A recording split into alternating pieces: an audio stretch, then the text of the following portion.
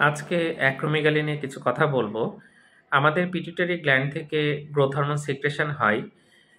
এখানে যদি টিউমার হয় তাহলে বেশি, বেশি গ্রোথ হরমোন সিক্রেশন হবে।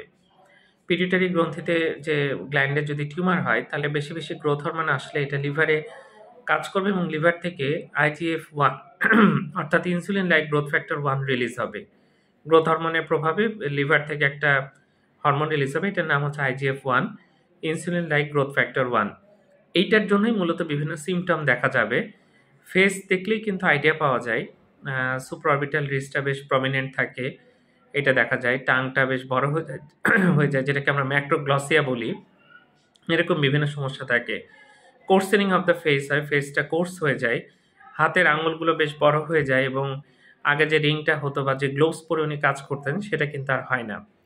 জুতা পরতে সমস্যা হয়, জুতার সাইজ ছোট হয়ে যায়, বেশি ঘাম হয়, মুখটা বেশ তেলতেলে হয়ে যায়।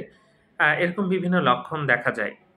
এছাড়া এটা বাইটেম্পোরাল হেমিঅ্যানোপিয়া করতে পারে, অর্থাৎ দেখতে কিন্তু সমস্যা হতে পারে। অ্যাক্রোমেগালি এরকম যদি সমস্যার যে সিম্পটমগুলো বললাম এগুলো দেখা যায়, দ্রুত একজন এন্ডোক্রাইনোলজিস্ট দেখাবেন। এটা ডায়াগনোসিসটা দরকার এবং এরপরে চিকিৎসা করতে হবে। ধন্যবাদ সবাইকে।